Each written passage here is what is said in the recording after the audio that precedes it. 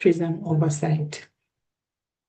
I wish to thank our keynote speaker, Honorable Dr. Sarah Kuongelwa Amadila, Speaker of the National Assembly of the Republic of Namibia, who will be delivering keynote remarks during this meeting.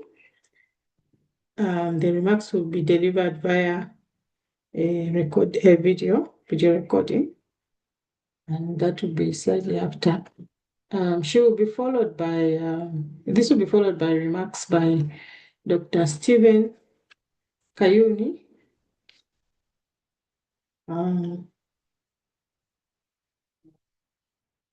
Dr. Kayuni is Permanent Secretary in the Ministry of Homeland Security of the Government of Malawi and Commissioner at the African Union Commission on International Law. He's also former Director of Public Prosecutions in Malawi and a renowned legal expert. Allow me to introduce the keynote speaker for this afternoon for now. This is Honorable Dr. Sarah Kugongelwa Amadila. Dr. Kugongelwa Amadila was born on October 12, 1967 at Otamanzi in Namibia.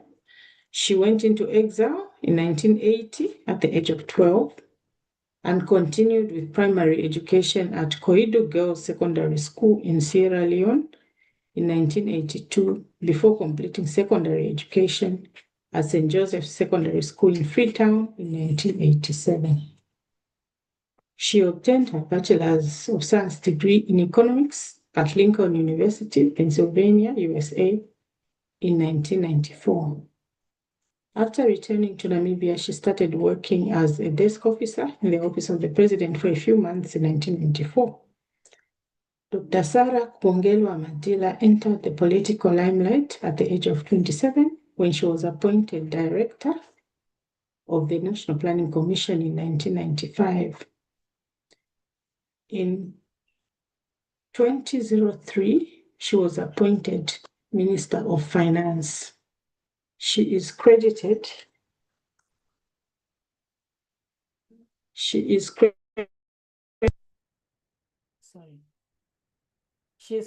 for being a quick learner, having learned to walk the tightropes within a short time at the helm of the National Planning Commission, and for having to take over the country's space at a time when revenues were down due to declines in taxes from the mining sector and specifically from diamonds. Her tenure at the Ministry of Finance will be remembered for her ambitious fiscal targets of limiting government spending. And during her tenure, the country employed serious fiscal discipline. She presented the country's first ever budget surplus in the financial year 2006 to 07 and 2007 to 08. Dear colleagues, please help me to welcome and embrace the speech that will be delivered by Honorable Speaker Kugongelwa Amadila.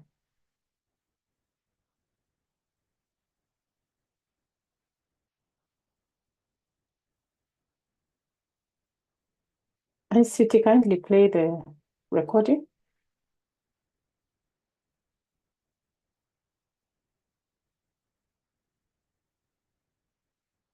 Three, two, one. It gives me immense pleasure to join you at this important consultation on the envisaged SADC model law on prison oversight, a landmark initiative that could redefine how our region treats and manages correctional institutions. Allow me to begin by commending the SADC Parliamentary Forum for its visionary leadership and impeccable timing in spearheading the development of this model law. Against the background of the democratic governance systems that we have adopted for the governance of our countries, it is important that the prisons and correctional systems serve to promote accountability and rehabilitation, which results in reform of offenders and ultimately improved safety of our communities. The forum's determination to create a regional benchmark for accountable and effective correctional governance could not be more timely. This consultation builds upon our earlier engagements, including the recent consultations with judges, health professionals, correctional officers, and human rights experts. Such inclusivity reflects the forum's long-standing tradition of participatory democracy, which ensures that our regional standards are not imposed but are owned, shaped, and lived by the people they are meant to serve. Consultations is indeed the heartbeat of legitimacy. Through it, we build laws that are not only fit for purpose, but also grounded in the lived realities of our institutions and communities. I must also hasten to mention that as Ministers of Justice, you occupy a unique vantage point within government. You are strategically positioned to ensure that the spirit and letter of the SADC model law are internalized, harmonized, and implemented at national level. Therefore, you can and must ensure government ownership of this important instrument. You are able to rally your national legal drafters to align domestic legislation with its provisions, convince your cabinet colleagues to support its domestication, and mobilize members of parliament to debate and adopt laws that uphold the dignity of those in custody. Your role does not end there. You must also ensure that the judiciary is capacitated to enforce rights fairly and efficiently, that the recommendations of visiting justices are implemented, and that the conditions of service for prison officials are improved. Their welfare is directly linked to how well they can effectively fulfill their mandate. Honorable delegates, the true measure of any correctional system lies not in how tightly it confines, but in how effectively it reforms. Prisons must be fit for purpose, institutions of justice, not vengeance, rehabilitation, not despair, and ultimately of promoting safer communities. Across our region, we continue to face serious challenges that include congestion, abuse of vulnerable populations such as children and women, and outdated infrastructure. Yet these challenges are not insurmountable. Through sound legislation, evidence-based policy making, and adequate budgetary support, we can turn our prisons into centers of rehabilitation, skills building, and social reintegration. As Ministers of Justice, you must therefore advocate for sufficient funding in national budgets to support implementation, monitoring, and evaluation of the standards envisaged in the SADC model law. We must also ensure alignment with regional and international instruments, including the African Charter on Human and People's Rights, the Nelson Mandela Rules, and the Luanda Guidelines.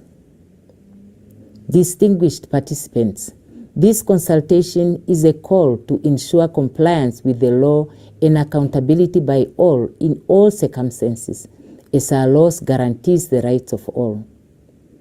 Let us therefore work together to craft a model law that reflects our shared aspirations and unwavering belief that every person deserves dignity.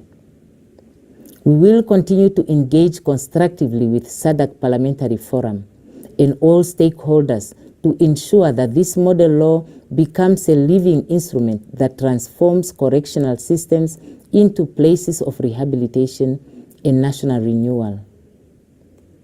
Let us end this consultation determined to build prisons that heal, systems that correct, and societies that uphold the rule of law in its truest sense. I thank you.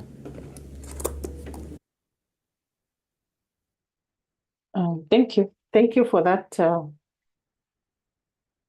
insightful presentation from the Honorable Speaker, Madam Speaker of the National Assembly of Namibia. Madam Speaker highlights the need and the importance of inclusivity in the process of crafting and developing model laws, as this is the the basis of legitimacy. So all the work that is done needs to be legitimate and accepted. And that to help us to get there, we need to go through a process of inclusivity in the way that we develop these laws at the regional level. She also raises the issue of the fact that the measure of a correctional service is in how well it reforms, rather than how tightly locks up or punishes. So I think these are some of the key issues that we need to ponder around as we discuss. She also highlighted some of the problems in our prison or correctional systems, including congestion, abuse, outdated infrastructure, among other things. She called for evidence-based policymaking and adequate budgeting so that we turn our correctional facilities into centers of rehabilitation and reform. She also called for human rights to be the underlying foundation of and at the center of our correctional system. And she said every person deserves dignity. Those were some of the highlights that I captured from the discussion or the presentation by Honorable Madam Speaker. I will be advised if we have Dr. Kayuni in the house now. Maybe ICT can. Ms. Musonda, this is Annika speaking. Yes. I've been advised Dr. Kayuni is joining us any minute now. I can start off with, if that makes it easier. Yes. I thought maybe if he's not here, we could start with Annika Miekota. This is our lead consultant who is developing the model law. She's here to listen to your input and interventions following her presentation of so far what are the provisions, and we wish to draw on the experience, the knowledge that you, these participants, have. So please feel free, once she has made a presentation, to please engage her or to make submissions that she will take into account based on your interests and also your experience. So right now, I will call Ms. Miekota to present the model law. Thank you. Thanks so much. Good afternoon, everyone. It's great to be on the webinar with you. I will be presenting the brief outline on what we intend to include within the model law. The idea is to really get more input from participants, and in today's webinar to also start thinking about how we can encourage different line ministries to actually consider prison oversight, and how there can be some level of coordination between ministries as their work do all entail some level of oversight over prisons, whether it relates to education or health or correctional services or any other sort of facet. There are members of the technical working group who are the people that's supposed to guide the process of the development of the model law, and they're welcome to also contribute to the discussion. So I will just briefly set out how we envisage the model law to take place. And the key thing for the model law is that it is based on clear principles. And this is not the exhaustive list, but obviously we want both correctional centers and oversight bodies to be accountable and transparent, and to uphold human rights and dignity, like the speaker from Namibia emphasized around the need to transform prisons and how we conceptualize prisons so that we actually foster healing and reconciliation. So one of the principles around oversight is around empowering prisoners to articulate their complaints clearly and to raise issues of concern to them when oversight bodies do look at correctional centers. And there are also a number of other factors that are critical for oversight. So one of those are having the right data for oversight bodies to conduct oversight. And the other one is for there to be complementarity and coordination between oversight mechanisms. Now, within the prison system, there's normally a complaints management system, and it's very important for oversight bodies to look at whether or not these complaints management systems are responsive to the complaints that get raised to them, and whether different groups within the prison are able to articulate their complaints without fear of reprisals and without discrimination, and in an accessible way. So ideally, one should be able to raise complaints both internally within the correctional center as well as to external complaints mechanisms. And it's important that whoever receives these complaints document when the complaints were received and what they have done to resolve those complaints or to address them. So the complaints system itself is quite important. There is also the aspect of internal oversight within the various ministries. So, for example, ensuring that all the services that are offered within a prison system are compliant with the basic requirements and laws within the country itself. So, for example, looking at the quality of education, the quality of health services, the conditions in detention, and a range of other factors as well. I won't go into it in detail, but a key part of the model law is to speak to all the different oversight mechanisms there could be, and to then try and encourage states to strengthen their existing laws by, where possible and where necessary, to improve oversight of these different mechanisms. So the idea is really that all the oversight mechanisms work in a collaborative and coordinated way in every country.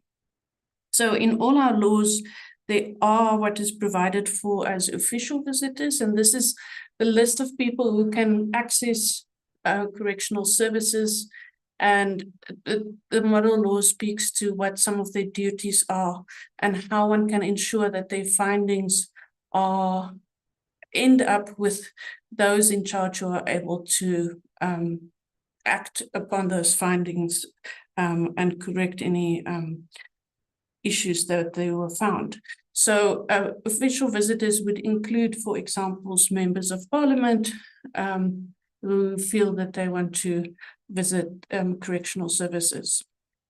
In all our countries, there's also a practice of judges or magistrates visiting their nearest correctional center to make sure that not only that the correctional center complies with the laws of the country and that it's with the required conditions, minimum standards for detention, but also to assess whether or not there are particular people within the correctional center who are vulnerable or who have exceeded their legal stay within the prison facility, whether it be as a result of prolonged pretrial detention or any sort of other situation. So the importance of judges visiting correctional centers is also for them to assess the extent to which the criminal justice system itself is failing.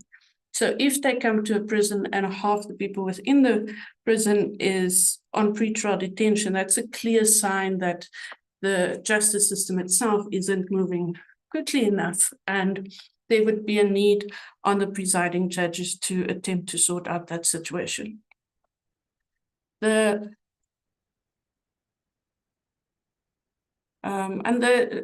visiting judges would have various duties, and it could be possible at the moment they're not really provided for in the laws of our countries, and it's more a long-standing practice that they visit places of detention, but it could be possible to actually clearly articulate what their duties would be and how often they need to visit places of detention. and specifically for them to check on certain measures that can be of concern. For example, for them to check whether or not the death register is completed properly, and that any sort of deaths that occurred within the prison has been properly investigated. Another oversight body is that of national human rights institutions. These exist throughout SADC, and they have within their laws the mandate to visit places of detention. So this can be either your National Human Rights Commission or the Ombud. Most of our country's laws makes provision for how these visits happen and the powers of the oversight bodies. However, there are some problems around how the findings by the oversight bodies translate into change in prisons, because often the way in which human rights institutions report is through annual reports to Parliament. And those reports don't necessarily contain the information necessary for Parliament to act and to require corrections where certain problems were identified. There are, in some countries, independent correctional center visiting committees. These are committees that are linked either to a designated oversight body or to the ministry that deals with correctional services. And they are really intended to be localized visitors who are able to visit prisons on a more regular basis. Ideally, they ought to be multidisciplinary, and ideally there ought to have been sufficient training of these visitors, and there ought to be some reporting duty so that their visits translate into adequate oversight. And then in many countries, increasingly we find designated independent correctional center oversight bodies. Now, these ought to be legislated for, and it's the ideal practice really to have a body whose sole function is to look at and to monitor places of detention. Now, not all countries can institute such bodies immediately, but it would sort of be something that one would want to work towards, but nevertheless would also be something that has to function in coordination with the existing oversight mechanisms. And then there are various other ways in which oversight can also take place. For example, health professionals do come across cases of torture and abuse, and they might have ethical duties to report on such issues external to their role within the prison facility itself.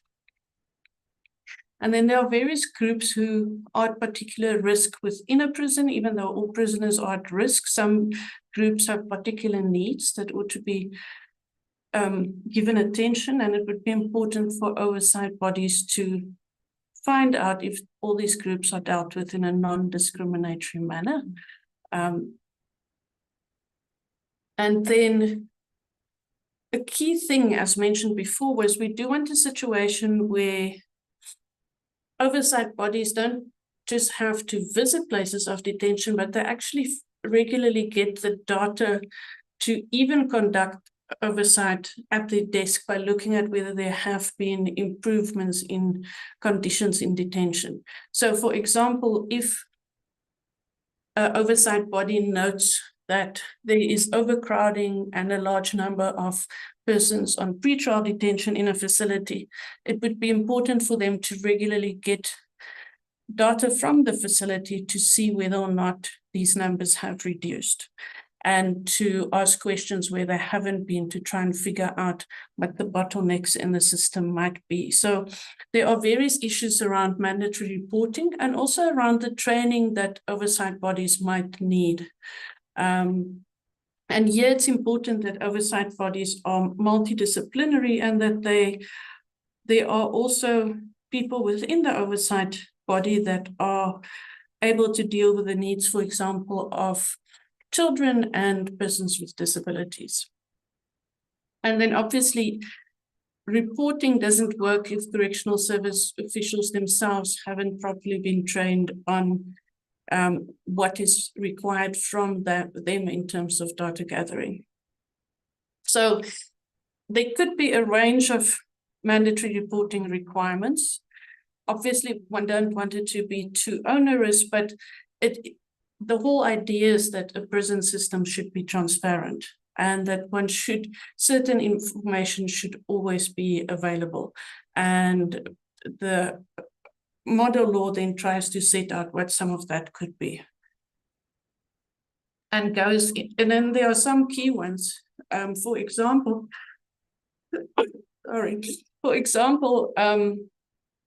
one do want immediate reporting of custodial deaths or acts of torture, and one want to know that these cases are being investigated impartially. One do want to know that there are, when segregation is happening, when when restraints are used, when there's attempted suicide or essential service failures around food or water, and where there's like prolonged pretrial detention that's systemic within facilities. So there's a lot of data that would be critical to Parliament and to ministries to be able to conduct oversight. And the model law really recommends that that information do be placed before Parliament on a regular basis, and specifically on a disaggregated basis, so that they're able to properly assess whether some facilities might be at risk more than others and need a more consistent oversight. And then finally, the model law will look a bit at how one can ensure that there's parliamentary oversight that leads to change within the prison system. And this is really about how one coordinate that the portfolio committees look specifically into correctional services, and that they have the information in front of them to make very clear considerations around what should happen at these facilities. So that's just a brief overview. I'll leave it at that and hand back to Ms. Msonda. Thank you. Thank you very much, Ms. Miakota. I believe that we have Dr. Stephen Kayuni in the meeting now. He was supposed to speak before the lead consultant, so perhaps I shall give him a chance to speak now if he's ready. Dr. Stephen Kayuni, like I mentioned earlier, is Permanent Secretary, Ministry of Homeland Security in Malawi, a Commissioner, African Union Commission on International Law, former Director of Public Prosecutions in Malawi, and a renowned legal expert. Dr. Kayuni, please, you have the floor. Thank you very much. My apologies. I took a while before I could log in. However, I'm here and all protocols observed. Thank you for giving me the opportunity. I have a few minutes that have been given, so I'll try to highlight, as indicated, the issue of SADC model law on prisons is very critical and it's come at a critical stage, especially on the part of Malawi. We can help inform the process and also, I think, learn one or two things from the other countries that would give room for amendments and progressive way of dealing with the incarceration or prison issues, especially that we just have had a new piece of legislation that has overhauled the whole of an old law on the prison system in the country. I would say that first and foremost, I think for the model law to be effective from the Malawi perspective, I think the human rights orientation should be very, very critical to it. Everything that is inserted in there should take an angle that would have a human rights orientation. And some of the issues that we can consider highly from experience with the Malawi scenario, I would suggest prison inspectorate should be very, very critical in terms of oversight and accountability, as earlier on the consultant has stated.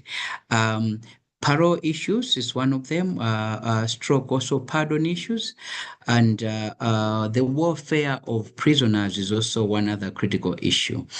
This has it in it issues to do with maybe the prison fund for the welfare, how much is put in there, and how much of funding is considered for prison issues.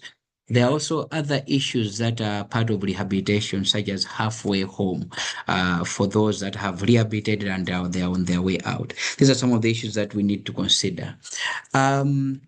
I would secondly talk about the issue to do with the pretrial detention. It's one critical issue that always clogs any criminal justice system. How many are stuck on a pretrial detention, and how many of them are stuck under overcrowding the prison? How much or how fast is the system moving? However, the prison system, considering that it's on the receiving end of the criminal justice system, it becomes a little difficult for it to step into the arena of court process. But then the prison system has its own way of accommodating some of the processes. The period within which pretrial detention, people are stuck within the pretrial detention matters. This should seriously be considered within the model law. Accessibility to counsel or lawyer and guidance in terms of their cases for those that are stuck in pretrial detention should be very critical. The attitude of the prison system itself, including the prison officers, matters. This should be inserted in the model law as a suggestion. And the court's attitude as well as a deliberate policy towards pretrial detention, if it can be legislated or suggested, would really help in terms of moving the pretrial detention faster. But then within more like the Malawi system, it has to speak to the criminal justice system, criminal procedure that is put in place. Does the model law speak to the criminal procedure within that particular country and how it affects pretrial detention? Further to that, I would suggest that if there would be a follow-up mechanism or system in place, it's one of the issues that really clog the prison system. And if there would be follow-up mechanisms in the model law being suggested, would really help. They are mostly, from experience, those that are stuck or lost within the incarceration system. What mechanisms has been put in place as a follow-up, both from those that are holding them, the prison officers, the system itself, and from the accountability perspective in terms of like the prison inspector that I'll discuss later, and even the courts themselves. How far is the process in terms of the follow-up of those that have been? Is there a tracking system that puts in place to say so and so hasn't appeared before court, or their case has been there for quite a while? And who is to blame for such those that are lost within the system? Is it the prison officers, or is it the prosecutors, or is it actually the courts? This should come out very clearly in the model law so that countries can help put in place their legislative framework that would really help make a better prison system. And then further to that is what is the policy framework in terms of the follow-up system? Is it something that is accommodative? And what is the legal framework that is in place? Accountability, monitoring, and reporting mechanism. This takes me to the prison inspectorate on the reporting mechanism and monitoring. The model law, it is our suggestion from the Malawi perspective that there should be enough room for policy and legal framework that gives room for a prison inspectorate that is multidisciplinary, maybe led by a judge, the way the model one, the one that we have in the country will probably be a suggested one, but it needs to have a legal framework and policy framework in place for monitoring. And reports, when they are made, are there repercussions? Are there implications? Is there accountability? Is anyone held accountable, or they're just reports that gather dust on the shelves? These are some of the issues that really need to be critically looked at in terms of follow-up mechanisms and accountability. And prison inspectorate, I would say, should take a center stage. It should be taken seriously in the model law because it's a very critical tool that would be used in terms of accountability and the effect of the reports that can be made from it. Another one probably would be if there would be a human rights commission to do the monitoring as well, and inspection, monitoring and reporting. This would help in terms of dietary issues and in terms of the prison warfare and all that kind of thing. But then at the end of the day, probably we do have these things in place. The reports themselves, how serious they can be taken by the state actors and non-state actors, is there implications for it when they are made? Are there follow-ups? Are there implications the prison itself as a system or those that are in charge of it? There also is against or route that would be human rights oriented, and that would be transparent and be taken on board as part of the model law as a suggestion from Malawi.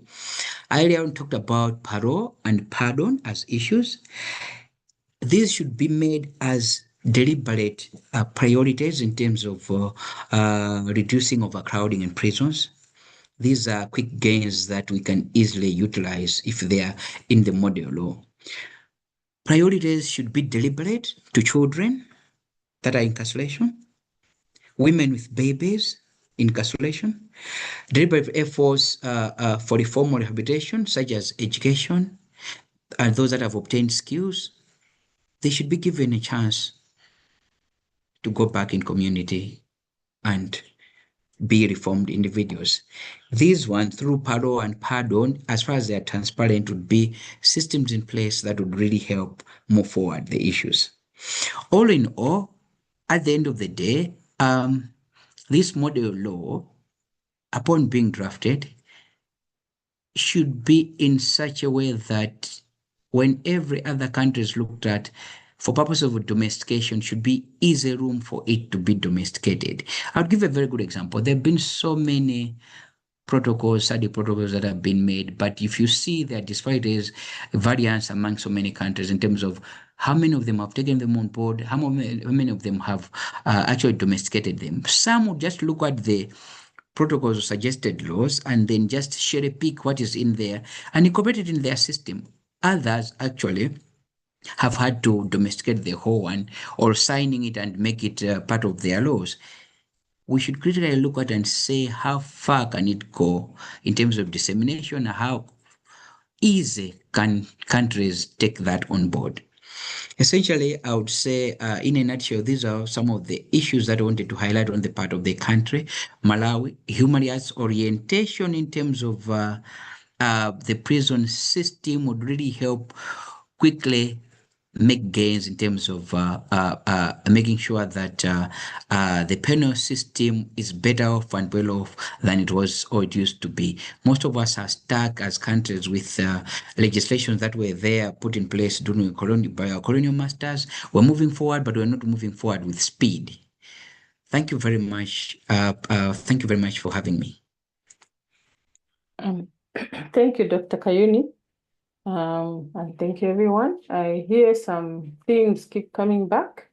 And I think this morning we also noted Ms. Miyakota and myself were in that meeting, and maybe a few other people, that, for example, the issue of reporting. If reports are written, so what? So I think there needs to be that recognition of the need for action after the reports are written. In the morning, there was a suggestion of timelines for action. And today, this afternoon, I'm hearing accountability or repercussions for those who violate certain regulations or rights of others. I've also heard the emphasis on the human rights orientation in the correctional system, the need for the human rights orientation. So this is very foundational. I think the whole process that we are undertaking of developing a model law on prison oversight is rooted, like most of the work of the forum is, in the foundation of human rights. And then the need to ensure that the welfare of prisoners is taken care of through an appropriate and adequate prison fund, looking at their diet. Another issue that has been raised, which is quite critical and I think controversial sometimes, is the issue of pretrial detentions.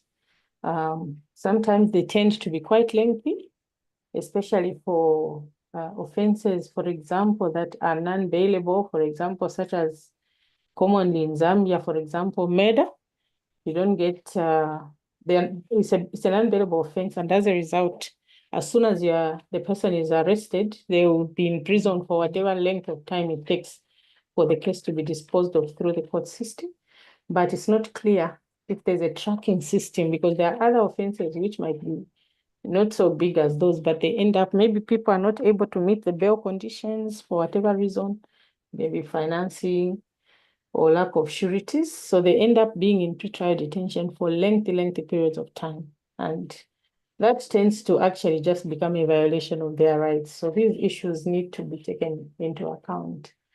Then the Human Rights Commissions were called upon by Dr. Kayuni to ensure that they do their inspections to check on on the welfare of prisoners. Again, he raised the issue of parole and pardon as some of the measures that can be used, especially to decongest the overcrowded prisons, overpopulated prisons, especially in the case of children or mothers with circumstantial children.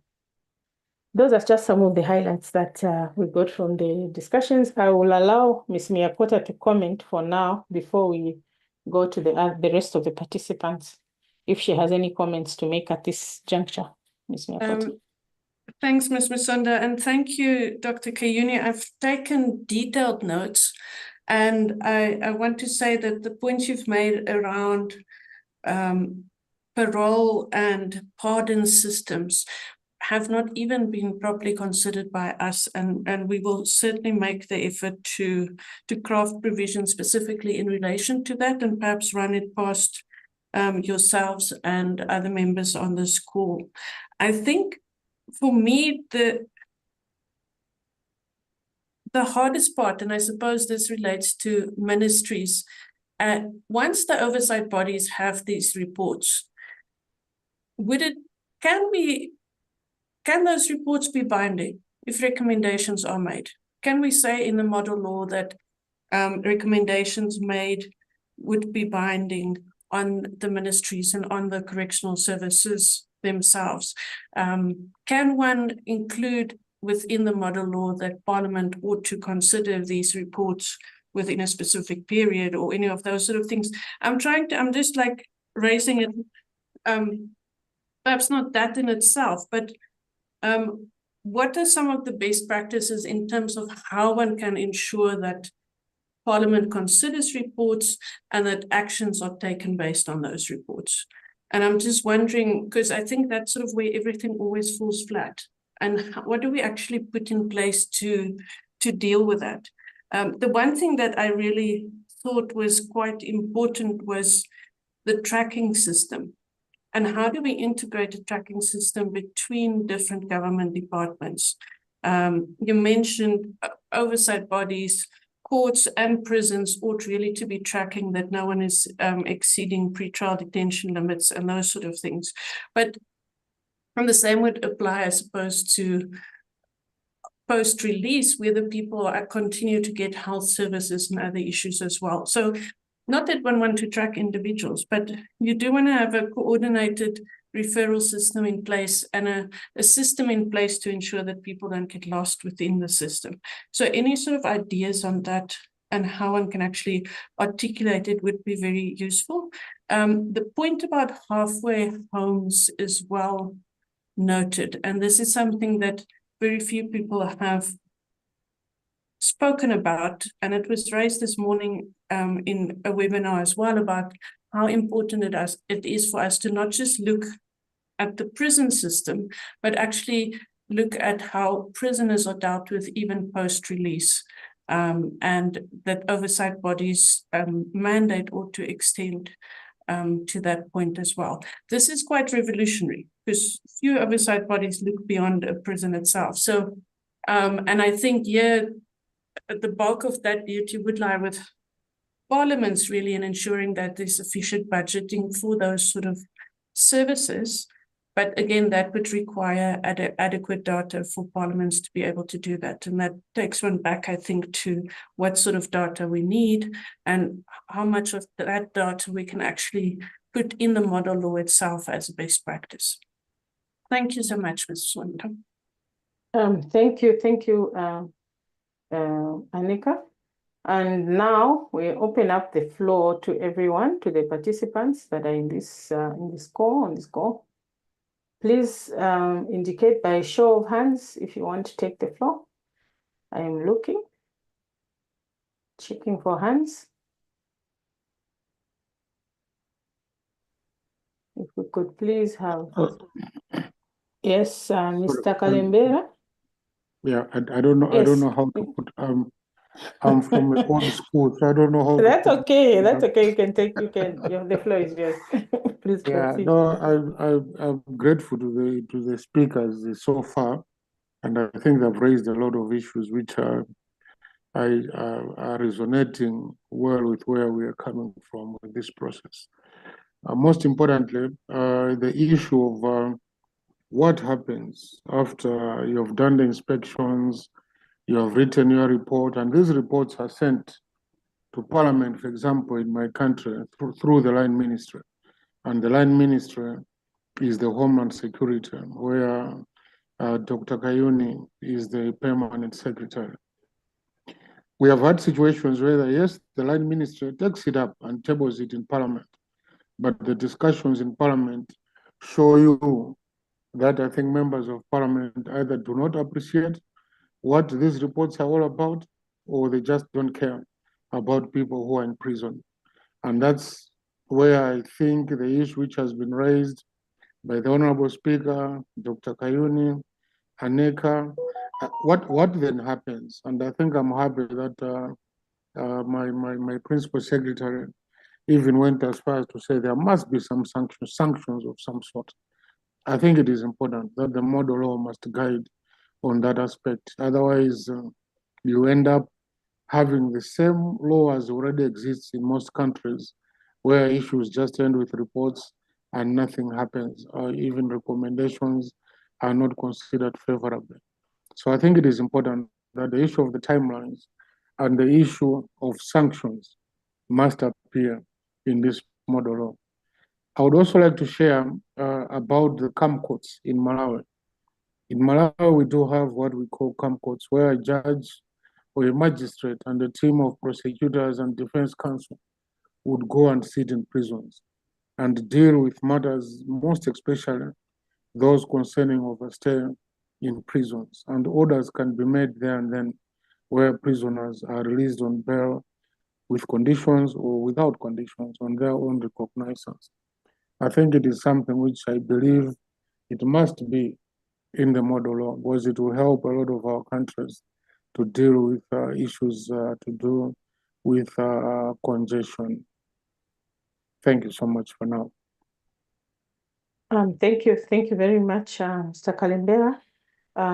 We'll take another comment from Madam Chipo Mushotankata before we go to and then Honorable Lynette Kareni. In that order, let's start with Madam Nkata, then Honorable Kareni. Thank you. Afternoon, and thank you for the opportunity to speak. So I listened very intently to the presentations that have been made, and thank you so much. As the consultant said, really been insightful, and it was good to hear some very out of the box suggestions. I have two comments to make. The first one has to do with the tracking of cases for persons on pre-trial detention. I know within the Zambian context, our judges already have the mandate to report on a quarterly basis all the cases that they're handling and give an update to the judge for the progress that they've made with the different cases.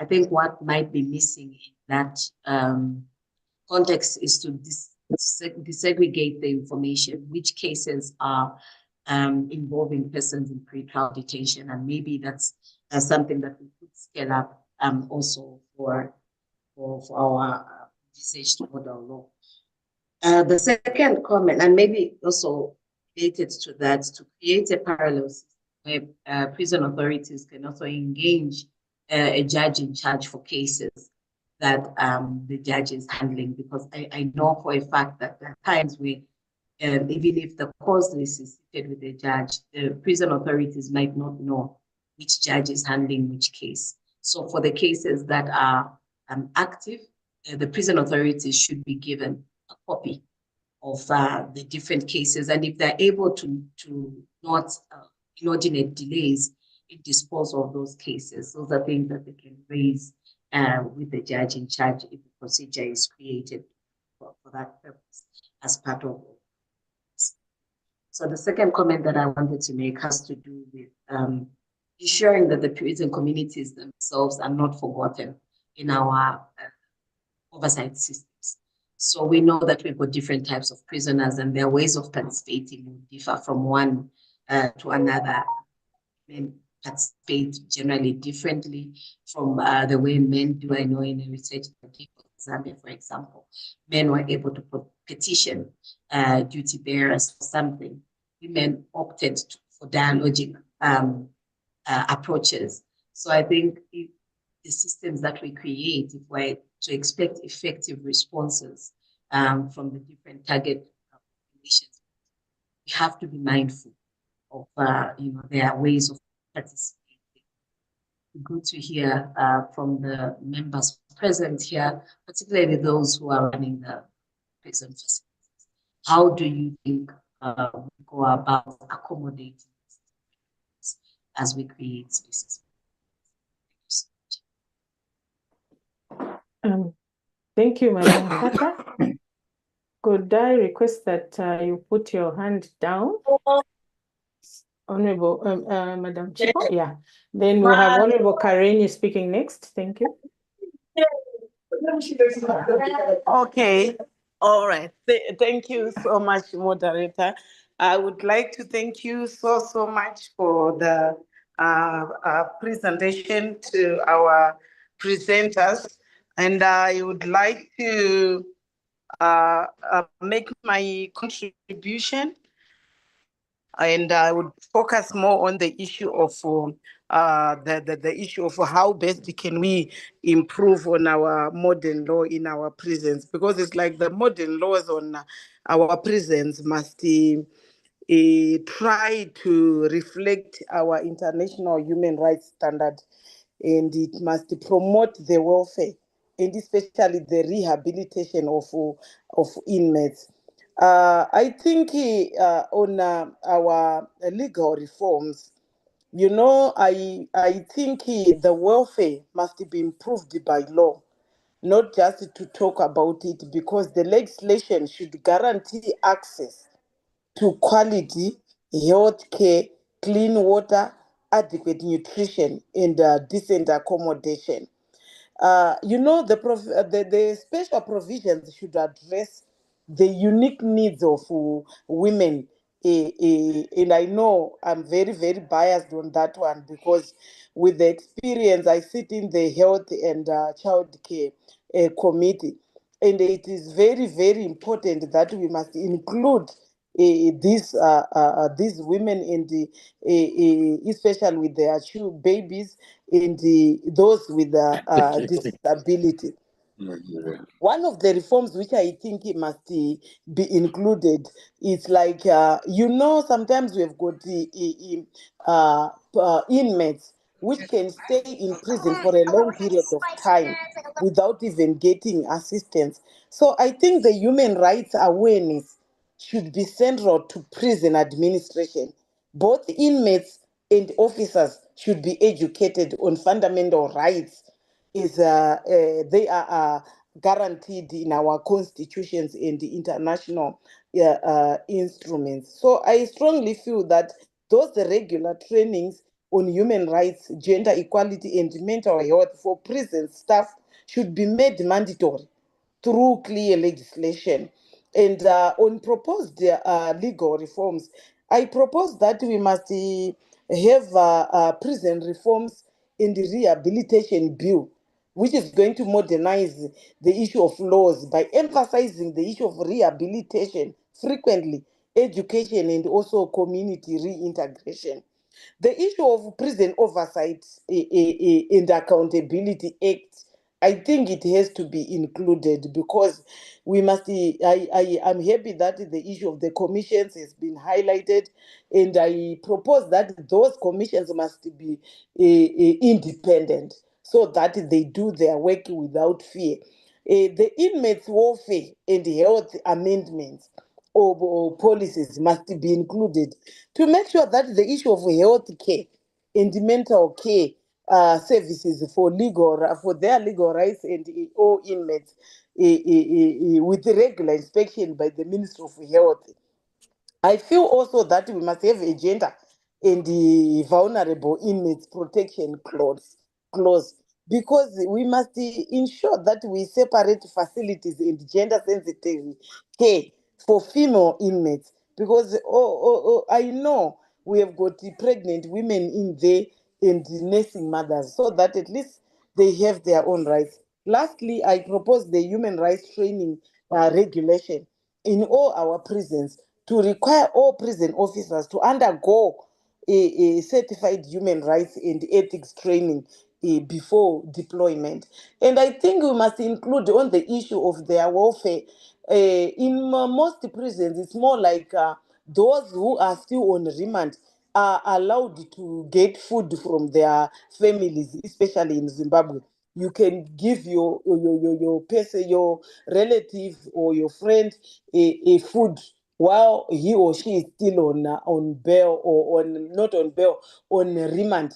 But those who are already serving, they are not allowed to bring food regularly. They will be allowed during weekends and also on holidays. So I strongly feel that we must have a law which require, because you know some of these inmates are on diet. So some have got sugar diabetes, some have got a special diet, which I feel that I think we must have that clause that they must be allowed to get food even on daily basis so that they will maintain their health. And lastly, I think we must modernize prison laws. Modernizing prison laws is not just a matter of justice, but a humanity. So reforms in the rights-based legal framework will ensure these prisons serve as places of transformation rather than oppression, because we are more like we are oppressing. Our laws oppresses people. So upholding dignity while promoting social reintegration will take us far, especially in our region.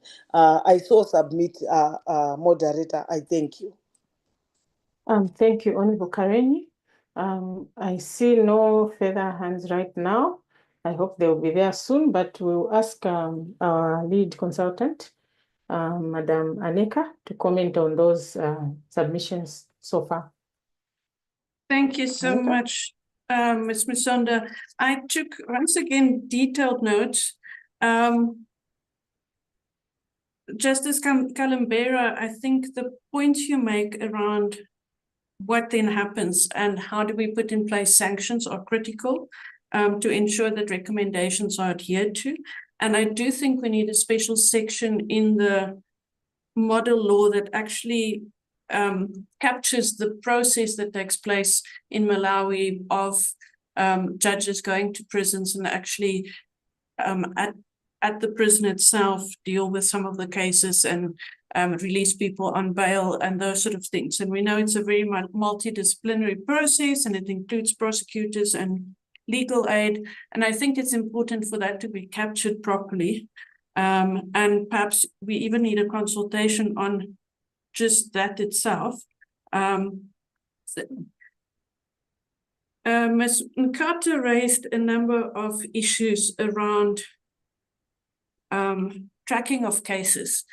And at the moment, the model law only deals really with visiting justices. We don't deal with how does the judiciary itself monitor cases and track cases external to judges who go to visit.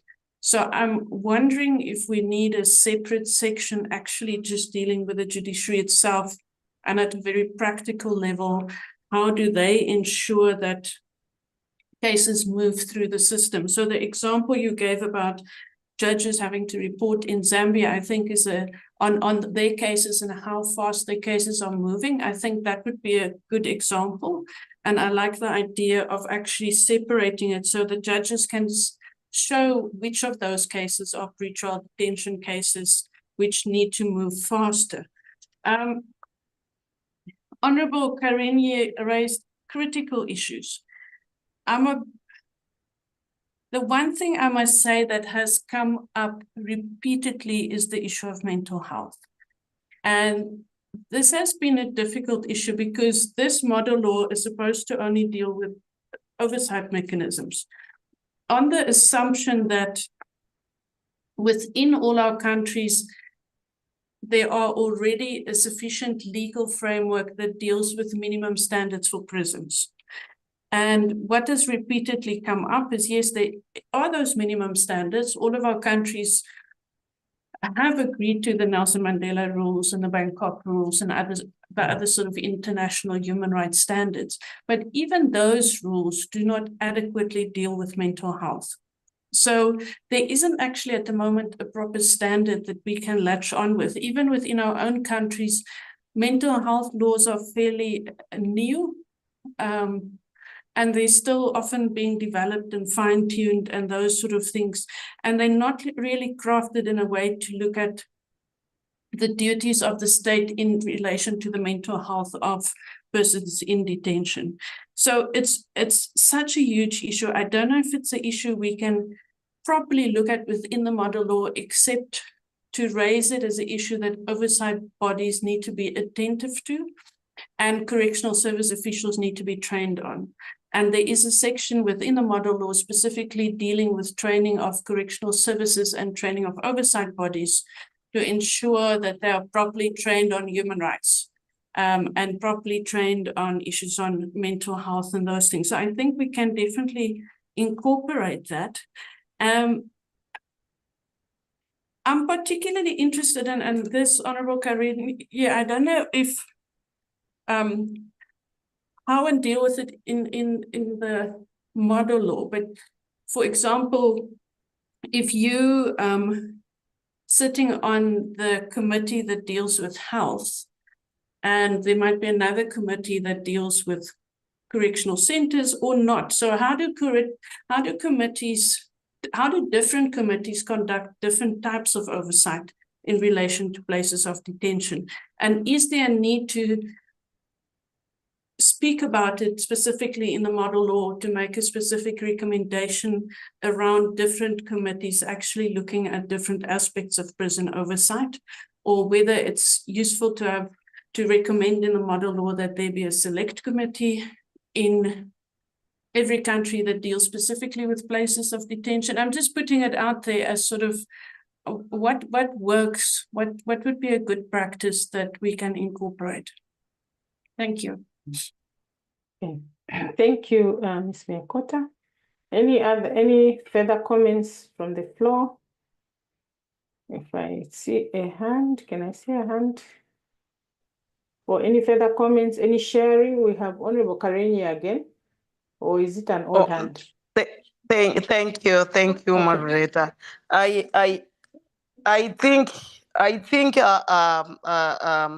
the best is to have a committee which deals with it. Like, for example, in Zimbabwe, we have got a committee for justice, which also oversights the Ministry of Justice.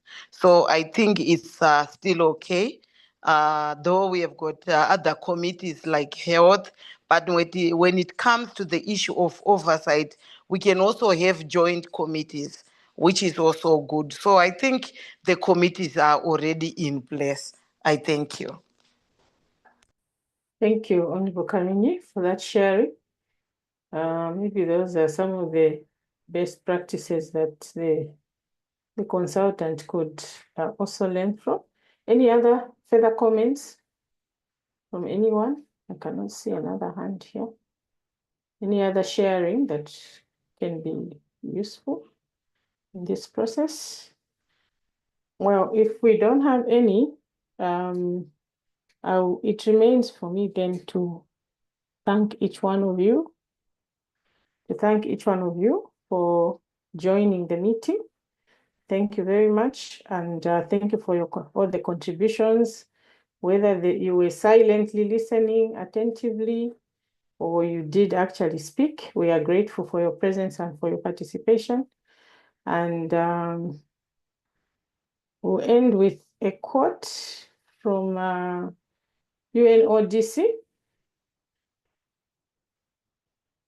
that, excuse me, just a minute.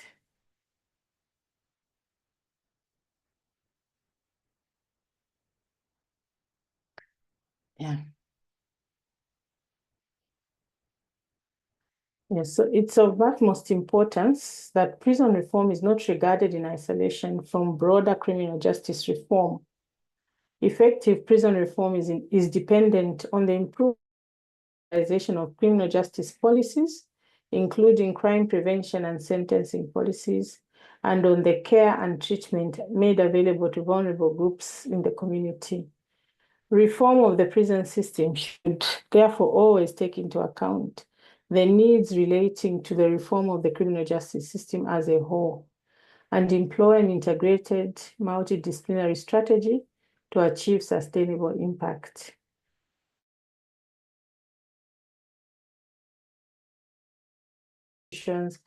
Other than the prison service, such as the judiciary, prosecution, and police service as relevant. Thank you for being change agents. Thank you for attending. If you have any further comments to make, or once you've slept over this, you have some further comments, kindly send them to that address, and we'll gladly receive them and process them and bring them to the attention of the consultant so that they are used in the drafting of the model law. Thank you very much for your attention, and thank you for being very good participants and making my job very easy. Have a good rest of the day. Thank you.